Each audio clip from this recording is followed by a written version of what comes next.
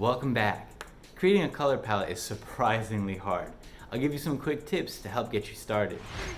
It is hard creating a color palette. It's pretty easy to pick like a few colors that you really like, but to have the whole thing be kind of cohesive is a difficult task. I'll show you a couple of cool tricks to get color palettes that sort of have a feel or a vibe. Alright, so if you're using Aseprite and you click down here, it'll bring up this window, and this is very important. So I would just take this and, put it over here somewhere or whatever. Find a good spot for it and just keep this up. And if you're in Photoshop, go to Window, Color, and from there, click the menu button, the lines, and switch to the color wheel. You'll really want the color wheel, but mainly what's important is the HSV. So HSV is hue, saturation, and vibrance. In Photoshop, it's a B, which is brightness, but it's the same thing. So hue is just another word for color. And then saturation is the amount of that color. So if you have none of that color, you have white. And vibrance is how much black or white is in that color. If I go all the way to the left on the saturation, you can see now that the vibrance is only black or white. So a decision you need to make when picking colors and making a color palette is how much saturation are you going to have? Are most colors going to be here, or are most colors going to be here? And it's pretty easy to make this decision. I'll explain. So high saturation is usually associated with fun. That's why Mario games, well, most Nintendo games are so saturated. A good example of this is kids' toys. Look at this kid, what? Why does he have watermelon wheels? So look at Owlboy here. It's not that saturated, which I wouldn't be surprised if the story was kind of a little bit more serious, and I bet it is. So if you have a highly saturated game, it's going to imply that the game is kind of fun, not too difficult, and the story's not too serious. I'm sorry, but it just is. If I search calm colors, what you notice that a lot of these have in common is that they're blue. No, I'm just kidding. It's that they're not very saturated. Garden Story is a relatively calm game, and would you look at that, it's using the calm colors. Not very saturated. It fits. It's great for the theme. With Dwarf, we aimed for a middle ground, where the game wasn't too saturated, implying it was kind of childish and too easy, but also we didn't want to make everything too desaturated and make the game feel overly dramatic and serious. So now you just need to ask yourself, are you kind of making a fun, simple game? Or are you trying to tell a more dramatic and serious story? And then just lean towards that hue. So in making a color palette, you should probably start with your primary colors. That's going to be your red, your blue, and your yellow. It's pretty damn hard to just sit here and pick colors and know what kind of mood those colors are going to give. So the best way to know what kind of mood you're going to get from colors is to just look at other people's art. Hop on to Pinterest, search Pixelart, and then find a piece of work that speaks to you. You can also search for pixel art scene, because these will be sort of more focused on a very specific mood. It'll make choosing something like a grass color a lot easier because you'll see it mocked up.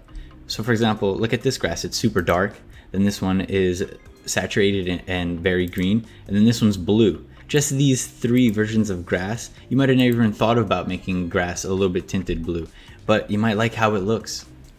If you're drawing a scene, you're going to try to find something that has like the mood that you're looking for. But if you're making a game, I personally like to start with grass, the grass color, because I'll set that as my base and then I'm going to draw everything on top of that and try to make it match that grass color. It gives me a starting point. So just copy paste that into your project and steal some colors. I think for both Photoshop and Aseprite, you can just press Alt to pull up the color picker. And then from there, just, proceed to snatching some of these colors. All right, I think that's good enough. We just needed a few to get started. Okay, so now that we have our green, let's use that saturation and vibrance to create our primary colors. So I'm gonna go to yellow, red, and blue. And there's our primary colors. That yellow, jeez. Okay, so we got our primary colors here, and then darker versions of them, which we got just by changing the saturation and value. Now, what you'll notice though is that these don't all look like they change by the same amount, but they do. They do mathematically, but visually they don't look it. So they all change the same amount if you look at the numbers, but it doesn't look it. And that's what sucks about colors. That's what makes making color palettes so hard. Is it's not just mathematical. So for example, this red, the contrast between these two is nowhere near as high as the contrast between these two. You just have to kind of eyeball stuff. So we're sort of just eyeballing this until the difference between these two colors feels about the same for all three. Close enough. Now remember, we base our color palette off of the green. So let's go back to the green. This was the green that I liked. And let's just put that green right in here where it should go. So don't rely on these numbers on the saturation and the vibrance bar. What you really need to rely on is your eye. So to create an orange, I'm gonna grab some of the red, I'm gonna Control C, create a new layer, I'm gonna Control D to deselect that, and I'm gonna Control V, I'm gonna put it over the yellow, then double click the layer, and here, if I go to about halfway, you can see I get orange. So the number here is 255, about halfway. You can eyeball it, but it's about 127. So what you can do now is color pick that orange, go back to the previous layer, and just go ahead and color that in. And then you can just delete the layer that was on top. And that's how we got our orange.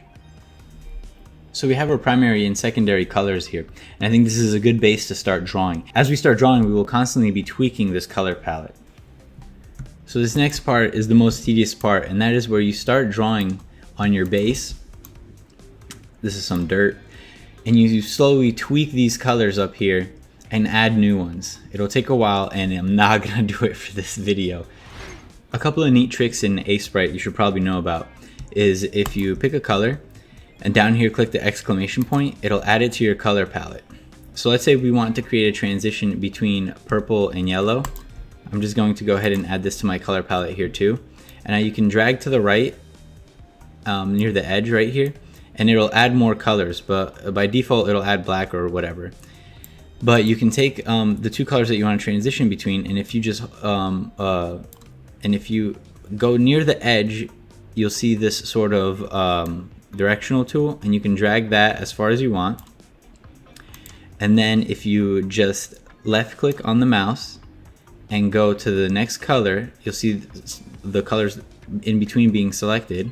I'm not pressing shift, I'm just left clicking. Then click the drop down and select gradient, and it'll create a gradient between those two colors. Pretty neat, huh? So one of the quickest ways to actually add colors to your color palette is to find a piece of artwork that you like, and then just color pick a color and keep clicking the exclamation point. So let's say I color picked a whole bunch of colors from a bunch of different artworks that I like, right? You can go to sort by hue, and then this almost creates a color palette for you. You have your greens here, your blues here, your reds here. The more colors I have, the more obvious it would be. I should have probably showed you that first, but then it'd be like a 1-minute video.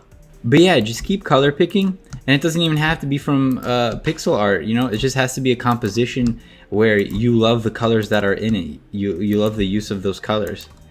And after you color pick from a ton of pieces of art, and you go over here and you sort it by hue, what you can do then is you can go in and kind of clean up duplicate colors or colors that look too similar, colors that you don't like. And that is probably the quickest and nicest way to make a color palette, and it's also kind of fun. You can save your color palette and even share it with others. In the link in the description below, I'll be sharing mine. Feel free to use it however you'd like. If you like all the colors in a composition, what you can do is create a palette from the current sprite, the current piece of artwork you have. So here I'm gonna go ahead and create a new one, and check this out. Here's my new color palette. It looks super jumbled and messy, but remember, all I gotta do is go to sort by hue, and look at this, it's fucking gorgeous. That's probably an excessive amount. So what you can do when you create the color palette is you can limit it to like 50 or something, right? And this way it's not as crazy. Okay, so lastly, if you click this third button up here, presets, there's pre-made color palettes in Aseprite. That's pretty cool, right? If you don't have this program, comment in the comment section below and I'll be giving away a free key. So I'm moving and I need to get rid of some of this merch. So there's gonna be a free tab on panicpop.com and I'll be giving away some of these shirts here. And all you gotta do is pay for shipping and handling. It's gonna be probably like $5. Hopefully those tips help you make your own color palette, or you can just use mine. Next week we can use it for a shading and coloring tutorial. So I'll see you then, right? Dev Light.